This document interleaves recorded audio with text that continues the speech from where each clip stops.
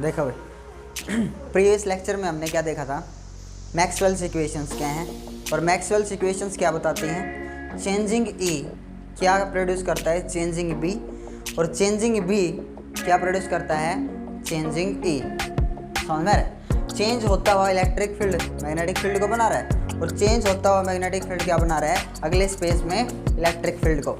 सो हम क्या स्टडी करेंगे अभी, what is the source of EM waves. EM waves जो होती हैं उनका सोर्स क्या है, ईएम वेव बनाता कौन है, समझ में आया? तो इससे पहले आपको कुछ चीज़ें देख लेंगे। देखो, जैसे स्टैटिक चार्ज है, if charge is static, static charge होता है, चार्ज क्या बनाता है सराउंडिंग में, चारों तरफ क्या बनाता है भाई, इलेक्ट्रिक फील्ड। इलेक्ट्रिक फील्ड क्या कर सकता है, किसी चार्ज के ऊपर क्या अप्लाई कर सकता है, फोर्स। तो इलेक्ट्रिक फील्ड के कारण क्या अप्लाई हो सकता है, किसके ऊपर फोर्स अप्लाई करेगा ये, स्टैटिक चार्ज के ऊपर।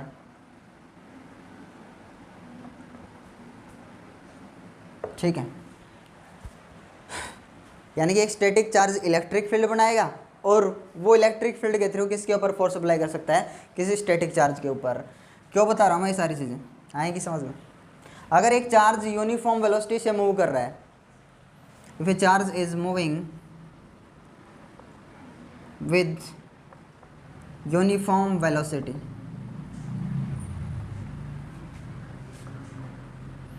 चार्ज का मूव करना क्या बनाएगा, अगर चार्ज मूव कर रहा है तो चार्ज का मूव करना क्या बनाएगा, करंट। चार्ज मूव कर रहा है ना, तो मूव करता हुआ चार्ज क्या बनाएगा बेटा, मैग्नेटिक फील्ड।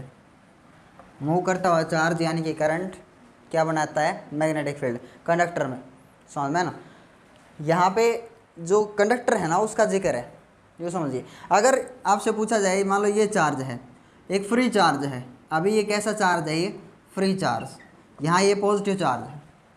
तो अगर ये फ्री चार्ज मूव कर रहा होगा तो क्या बनाएगा, ये दोनों चीज़ें बनाएगा बेटा, ये ई भी बनाएगा और एम भी बनाएगा, इलेक्ट्रिक फील्ड भी बनाएगा और मैग्नेटिक फील्ड भी बनाएगा।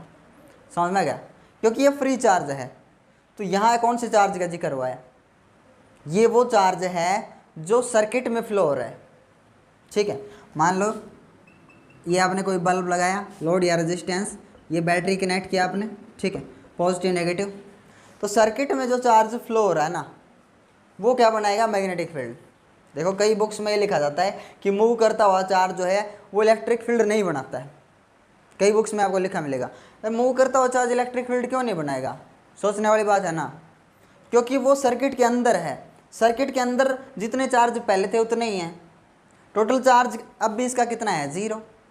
चार्ज फ्लो हो रहा है, 1 करोड़ प्रोटॉन है, 1 करोड़ इलेक्ट्रॉन, नेट चार्ज अभी भी क्या है इसका, 0। नेट चार्ज 0 है इसका, इसलिए मूव कर रहा है ना जो चार्ज, वो क्या बना रहा है, सिर्फ मैग्नेटिक फील्ड, इलेक्ट्रिक फील्ड नहीं बना सकता। इलेक्ट्रिक फील्ड बनाएगा कब बनाएगा, जब वो चार्ज फ्री हो, बाहर अकेला चार्ज।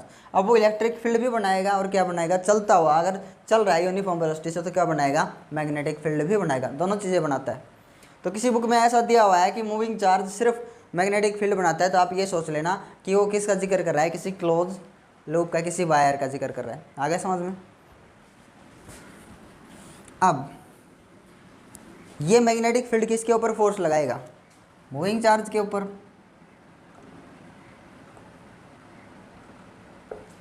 जैसा सोर्स होगा वैसा ही उसका रिजल्ट होगा। क्यों लिखवा रहा हूँ, जैसा सोर्स होगा वैसा ही उसका रिजल्ट। स्टैटिक चार्ज के ऊपर फोर्स लगाएगा इलेक्ट्रिक फील्ड बना करके, मूव करता हुआ चार्ज क्या बनेगा, मैग्नेटिक फील्ड। और किसके ऊपर फोर्स लगाएगा, मूविंग चार्ज के ऊपर ही। आगे समझ में। थर्ड,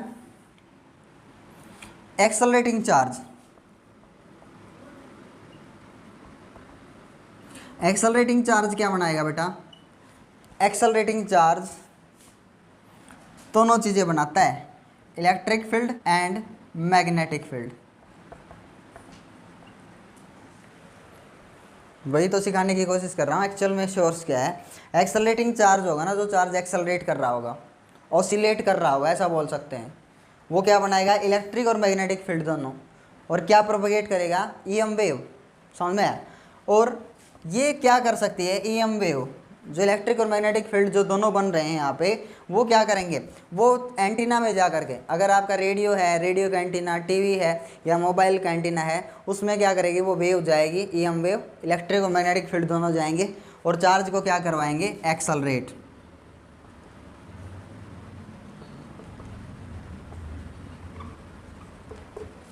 समझ में आ गया।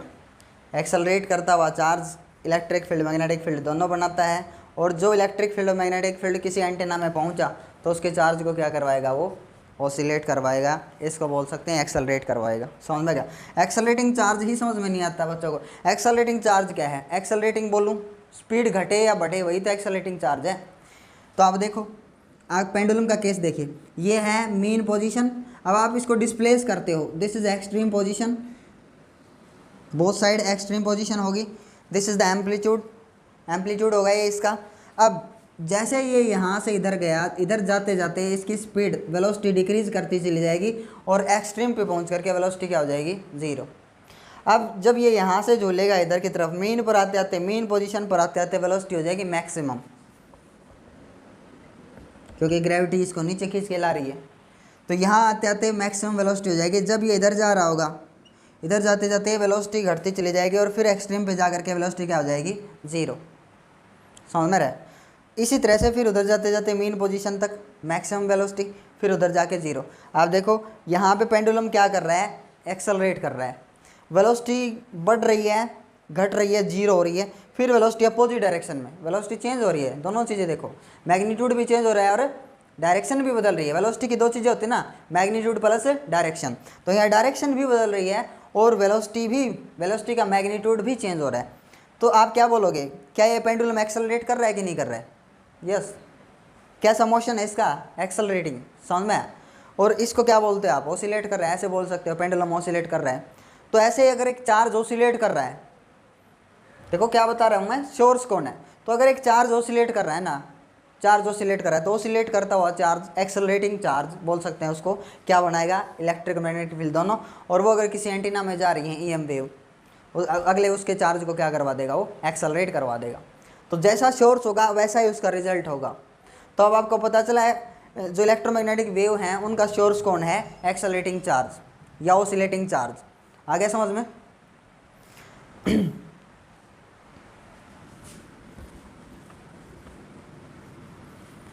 अब ये चार्ज ऑसिलेट करवाएगा कौन, अगर आप सोचो इस चार्ज को एक्सेलरेट करवाएगा कौन, सीधी बात। तो आपने अगर एलसी ऑसिलेशन सर्किट पढ़ा था, एलसी ऑसिलेशन आपने देखा था, तो दिक्कत ही नहीं आनी। एलसी ऑसिलेशन सर्किट याद हो तो ठीक है। इसमें क्या करता है, कैपेसिटर को एक बार चार्ज करते हैं तो कैपेसिटर क्या करता है, फुल चार्ज होकर के फिर क्या होना चाहता है, डिस्चार्ज। तो ये सारी अपनी एनर्जी इलेक्ट्रिक फील्ड की किस में दे देता है, मैग्नेटिक फील्ड में। इधर से फिर करंट, इधर जब करंट मर रहा होगा तो ये करंट को सपोर्ट करेगा इंडक्टर, अपना सारा का सारा मैग्नेटिक फील्ड इधर दे देगा। अब इसकी ये वाले प्लेट जो है वो पॉजिटिव हो जाएगी और ये वाली क्या हो जाएगी, नेगेटिव। इधर से उल्टा चार्ज हो जाएगा ये। तो इधर से करंट इधर, इधर से इधर, इधर से इधर, चार्ज भी ऐसे क्या कर रहा है, ऑसिलेट कर रहा है इसके अंदर। समझ में आ गया। तो अगर हम यहाँ पे एक एंटीना लगा दें, ये एंटीना लगा दिया हमने एलसी ऑसिलेशन सर्किट में, तो अगर इस एंटीना के अंदर चार्ज ऑसिलेट करेगा या एक्सेलरेट करेगा तो क्या ये ईएम वेव नहीं बनाएगा क्या? आ गया समझ में। तो यही चीज़ समझाने की कोशिश कर रहा है। एक्चुअल में ईएम वेव बनाता कौन है, तो एक्सेलरेटिंग चार्ज बनाता है, समझ में। लेकिन एक्सेलरेट करवाएंगे कैसे चार्ज को, तो एलसी ऑसिलेशन सर्किट जिसने पढ़ा है उसको दिक्कत ही नहीं है, उसको पता है कि यहाँ पे एक एंटीना लगा करके हम चार्ज को क्या करवा सकते हैं, एक्सेलरेट, और क्या प्रोपेगेट करवा सकते हैं, इलेक्ट्रोमैग्नेटिक वेव। आगे समझ में। अब जो मैक्सवेल्स इक्वेशंस हमने पढ़ी थी उनकी इंपॉर्टेंस क्या है एक बार वो देखते हैं। So we will study now importance of Maxwell's equations. Maxwell ने अपनी इक्वेशंस की हेल्प से क्या प्रेडिक्ट किया, ठीक है। आंसर यहाँ से स्टार्ट हो रहा है। With the help of equations Maxwell predict the following. क्या चीज़ें उसने बताई, क्या प्रेडिक्ट किया। तो पहली प्रेडिक्शन ये है, source of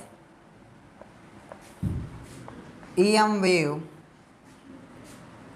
is an accelerating charge। समझ में, यही बात जो मैंने अभी बताई आपको थोड़ी देर पहले।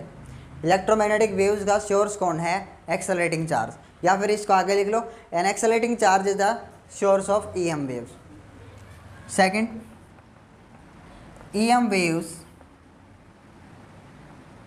propagate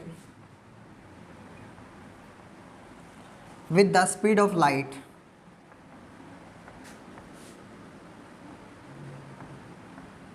स्पीड ऑफ लाइट से प्रोपगेट होती हैं। स्पीड ऑफ लाइट कितनी होती है एयर या वैक्यूम के लिए 3 × 10⁸ 8 मीटर पर सेकेंड। तो जो इलेक्ट्रोमैग्नेटिक वेव्स हैं सेम स्पीड से प्रोपगेट होती हैं, उनकी स्पीड भी सेम है, ठीक है, जो लाइट की स्पीड है, क्योंकि लाइट अपने आप में खुद एक इलेक्ट्रोमैग्नेटिक वेव है। यही बात मैक्सवेल ने बताई। थर्ड क्या प्रेडिक्ट किया उसने, EM waves are transverse wave in nature। EM waves का जो नेचर है वो कैसा है, ट्रांसवर्स नेचर है। ट्रांसवर्स का मतलब क्या है कि अगर एक डायरेक्शन में एक्स डायरेक्शन में मान लो वेव प्रोपगेट हो रही है, तो इलेक्ट्रिक और मैग्नेटिक फील्ड जो होंगे ना वो प्रोपगेशन के राइट एंगल्स पे होंगे। यानी कि जो इलेक्ट्रिक फील्ड चेंज हो रहा होगा ना बेटा, वो कहाँ पे होगा, 90 डिग्री पे, पार्टिकल्स का ऑसिलेशन। अरे आपने दो प्रकार की वेव पढ़ी हुई है, ट्रांसवर्स और लॉन्गिट्यूडिनल। लॉन्गिट्यूडिनल वेव होती हैं जिसमें एक वेव जिस डायरेक्शन में वेव जा रही है उसी डायरेक्शन में उसके पार्टिकल्स आगे और पीछे वाइब्रेट करें, इसको क्या बोल देते हैं हम, लॉन्गिट्यूडिनल वेव। ट्रांसवर्स वेव कौन सी होती है, जिस डायरेक्शन में वेव मूव कर रही है उसके राइट एंगल पे, उसके 90 डिग्री पे उसके पार्टिकल्स वाइब्रेट करें या ऑसिलेट करें, उसको क्या बोलते हैं हम, ट्रांसवर्स वेव। तो ये जो इलेक्ट्रोमैग्नेटिक वेव है इसका नेचर कैसा है, ट्रांसवर्स नेचर। समझ में आ रहा है, यानी कि इलेक्ट्रिक फील्ड तो 90 पे है ही है, डायरेक्शन ऑफ वेव के कितने एंगल पर चेंज हो रहा है इलेक्ट्रिक फील्ड, 90 पे। साथ में मैग्नेटिक फील्ड भी कैसा है, 90 पे। वेव ऐसे जा रही है तो मैग्नेटिक फील्ड कैसे चेंज हो रहा है, ऐसे। समझ में आ रहा है, तो ये नेचर कैसा हुआ इसका, ट्रांसवर्स नेचर, क्योंकि इलेक्ट्रिक और मैग्नेटिक फील्ड दोनों किस एंगल पे हैं, right angle of the wave. Electric field और ये रहा मैग्नेटिक फील्ड। समझ में आ गया, इलेक्ट्रिक फील्ड ऐसे ऐसे दिखा दिया, ऐसे ऐसे चेंज हो रहा है, तो मैग्नेटिक फील्ड कैसे चेंज हो रहा है, ऐसे ऐसे ऐसे और ऐसे, इसके ऊपर। तो दोनों कैसे हैं, ई और एम, इलेक्ट्रिक फील्ड और मैग्नेटिक फील्ड कैसे हैं, राइट एंगल पे। और वेव जो बढ़ रही है उस डायरेक्शन में, एक्स डायरेक्शन में, तो एक्स डायरेक्शन के ऊपर 90 डिग्री पे वाइब्रेशंस है, ओसिलेशन है ये और एम का, इलेक्ट्रिक और मैग्नेटिक फील्ड का। तो कैसा नेचर हुआ, ट्रांसवर्स नेचर। इसको प्रूव भी करेंगे हम, transverse nature of EM waves, ठीक है। फोर्थ क्या प्रेडिक्ट किया, light also itself is an electromagnetic wave. Light जो है ना, सन से जो लाइट आ रही है अर्थ तक, वो अपने आप क्या है, EM वेव है, और उसका नेचर भी कैसा होगा, ट्रांसवर्स नेचर होगा, सीधी बात है। तो अभी हम क्या प्रूव करेंगे, transverse nature of EM waves. ये मैक्सवेल की जो इक्वेशंस हैं उसकी इंपॉर्टेंस है। मैक्सवेल ने अपनी इक्वेशंस के बेसिस पे क्या क्या प्रेडिक्ट किया, मतलब क्या क्या भविष्यवाणियाँ की, समझ में आ रहा है, और जो बिल्कुल सही है। समझ में, अभी क्या प्रूव करना है हमारे को, transverse nature of EM wave. क्या रियलिटी में ट्रांसवर्स नेचर है EM वेव्स का।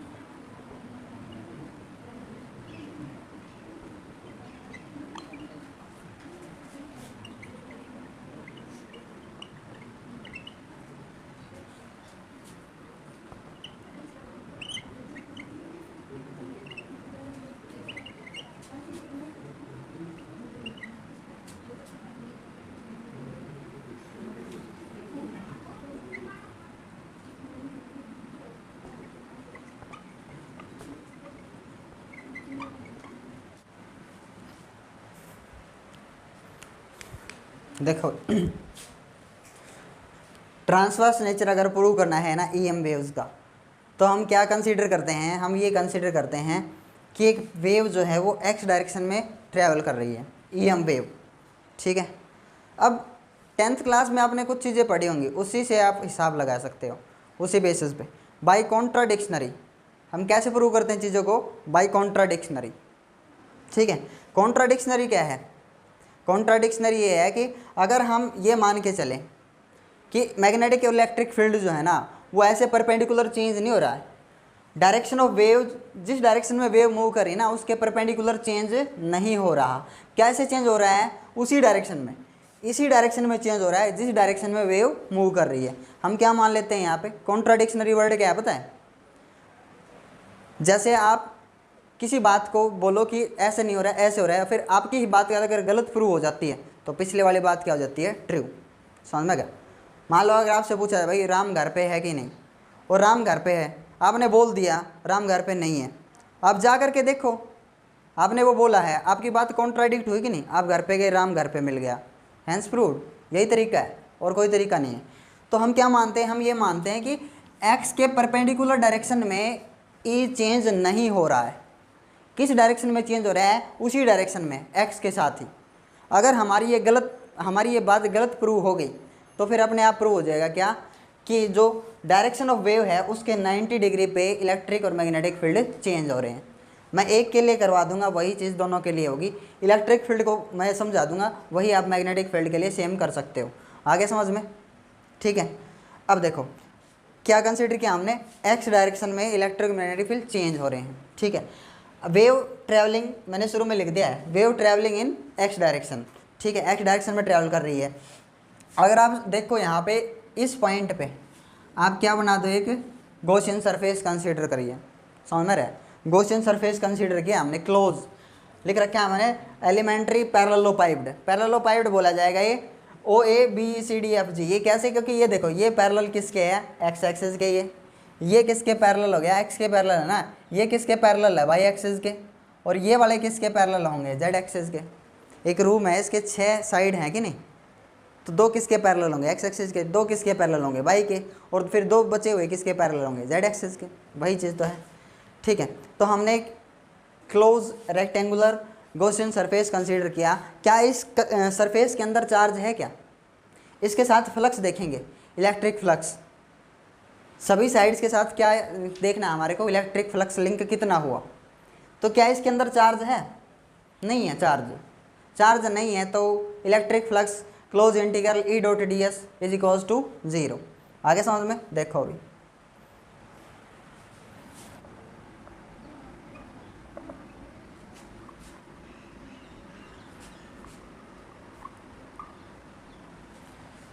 ठीक है, यूँ समझिए ईएम वेव का ये प्लेन है, और ये सेक्शन जो है ना ये मूव कर गया टी टाइम में यहाँ। ठीक है, ये सेक्शन जो है ना, ये वाली साइड, ये फेस, यही सेक्शन यहाँ मूव कर गया है कुछ टी टाइम में, ए बी सी डी बन गया अभी ये। ठीक है, ये सेक्शन मूव कर रहा है अलोंग एक्स एक्सिस।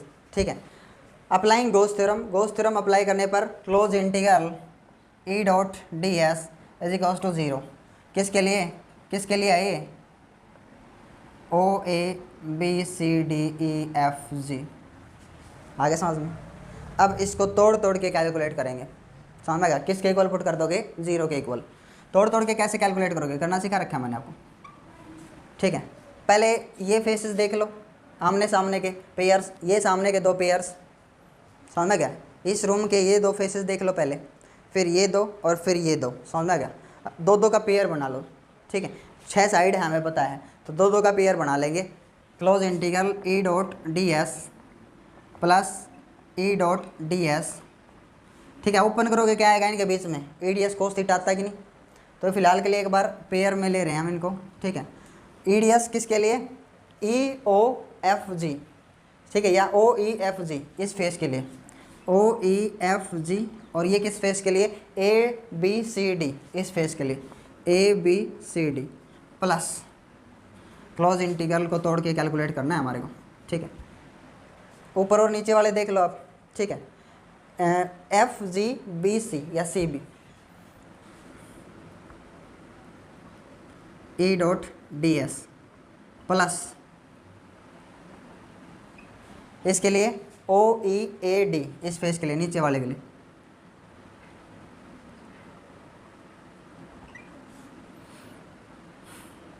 ई डॉट डी एस। ठीक है, और कौन से दो फेस बच गए? Plus E dot D S plus E dot D S, और this will become equals to 0, है ना? यही तो चीज़ है, इसी को तोड़ तोड़ के लिखा है मैंने ऐसे। देखो, दो फेस ये लिख दिए हैं, दो फेस ये लिख दिए हैं। अब कौन कौन से फेस बच गए? एक ये वाला फेस ए ई एफ बी, और एक ये वाला फेस उधर ओ जी सी डी। आ गए समझ में? इधर वाला फेस कौन सा है भाई, जल्दी बताओ? ए ई एफ बी, आ गया समझ में? ए ई एफ बी, और दूसरा फेस कौन सा है? ओ जी सी डी। ठीक है, अब देखो,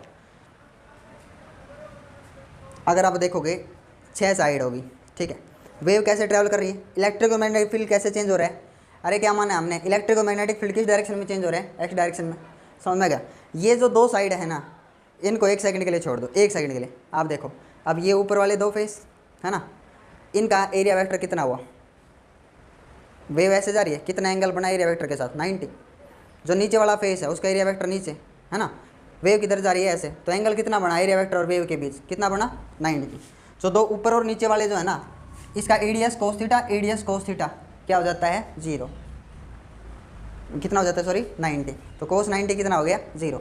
हट जाएंगे ना ये ऊपर वाले फेस और नीचे वाले फेस, ये ऊपर और नीचे वाले फेस।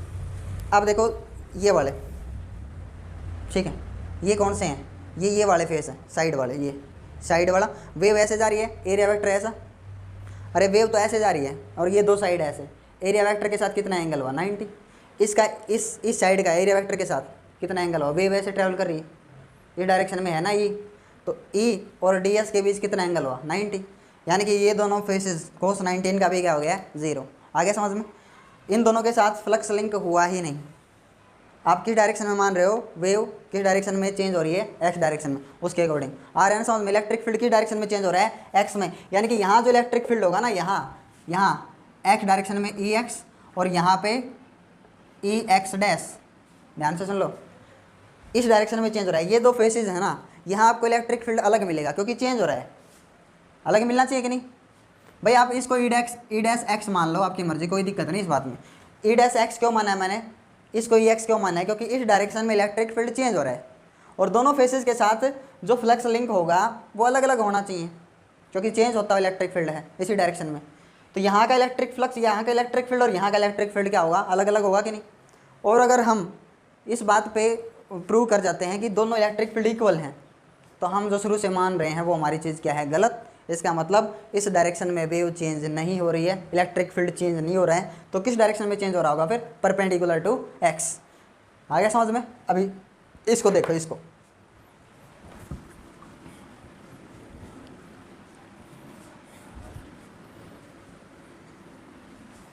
इज इक्वल्स टू 0, इसको ओपन करो, ए डॉट डी एस, इसके लिए कोस 0, एक के लिए तो आपको देखो कौन सी साइड है? ओ ई एफ जी। चलो ओ ई एफ जी, इसका एरिया वेक्टर इधर, इसके लिए कोस 0 नहीं होगा, इसके लिए कोस होगा 180। ठीक है, इसके लिए कोस 0 होगा, ई डॉट डी एस कोस 0, क्योंकि इसका एरिया वेक्टर बाहर की तरफ। वेव किस डायरेक्शन में चेंज हो रही है, किस डायरेक्शन में जा रही है? इलेक्ट्रिक फील्ड किस डायरेक्शन में चेंज हो रहा है? एक्स डायरेक्शन में। तो इधर ऐसे ऐसे चेंज हो रहा है इलेक्ट्रिक फील्ड, लेकिन ये ऐसा एंगल कितना हो गया? 180 हो गया ना, दिख रहा है? ओ ई एफ जी, और ये किस केस में? ए बी सी डी वाली। तो ए बी सी डी वाला जो साइड है ये वाला, इसके साथ कितना एंगल है? ई का, ई और डी एस के बीच कितना एंगल है? 0। समझ में गया? अब इज इक्वल्स टू क्या पुट कर दो? 0। कोस 180 क्या आता है बेटा? -1 माइनस ए डी एस का इंटीग्रेशन, डी एस जुड़ के क्या बन जाएगा? एस बनेगा, टोटल सरफेस या total area, plus E dot D S जुड़ के ये भी क्या बन जाएगा? एस। तो यहाँ जो इलेक्ट्रिक फील्ड आपने मानना है ना, उसका नाम क्या रखा है? ई डैश एक्स। और यहाँ इस वाले पे जो इलेक्ट्रिक फील्ड मानना है अपने, वो क्या है? ई एक्स, एक्स डायरेक्शन में electric field. Is equals to 0। इसको उधर ले जाओ, चाहे इसको उधर ले जाओ, minus E x dash into S is equals to minus का हो गया उधर जा करके ई इंटू एस, माइनस से माइनस कैंसिल, माइनस हट गया कि नहीं, एस से एस कैंसिल, क्योंकि ये जो साइड है वो सभी का एरिया क्या है, सेम, सभी साइड्स का एरिया सेम है, तो ई एस से एस कैंसिल, यानी कि E dash x equals to E x. क्या मान के चले थे हम तो ये मान के चले थे कि इस डायरेक्शन में इलेक्ट्रिक फील्ड चेंज हो रहा है, लेकिन इससे क्या प्रूव हो गया कि ई एक्स डैश जो है वो ई एक्स के इक्वल है। अगर इक्वल हुआ तो चेंज ही नहीं हो रहा था डायरेक्शन में। अगर ई एक्स डैश और ई एक्स इक्वल हैं, इसका मतलब चेंज ही नहीं हो रहे थे, तो एक्स डायरेक्शन में इलेक्ट्रिक फील्ड चेंज नहीं हो रहा था, तो किस डायरेक्शन में हो रहा होगा, फिर परपेंडिकुलर टू एक्स के डायरेक्शन में चेंज हो रहा होगा, परपेंडिकुलर, एक्स में तो हो ही नहीं रहा, तो परपेंडिकुलर कौन सा होगा, या तो वाई या फिर जेड। तो अगर इलेक्ट्रिक फील्ड वाई में, तो मैग्नेटिक फील्ड कैसे चेंज हो रहा है, जेड डायरेक्शन में। आगे समझ में। So this is the transverse nature of E M waves. आगे समझ में, ठीक है। कल नेक्स्ट वीडियो में हम क्या पढ़ेंगे, properties of electromagnetic waves. Electromagnetic waves की प्रॉपर्टीज़ क्या हैं और उसके कुछ पार्ट्स, इंपॉर्टेंट पार्ट्स, कि कहाँ कहाँ कौन से स्पेक्ट्रम में कौन सी वेव यूज़ होती है, कि भाई रेडियो वेव्स क्या होती हैं, उनकी फ्रीक्वेंसी कितनी है, वगैरह वगैरह। So thank you for watching this video.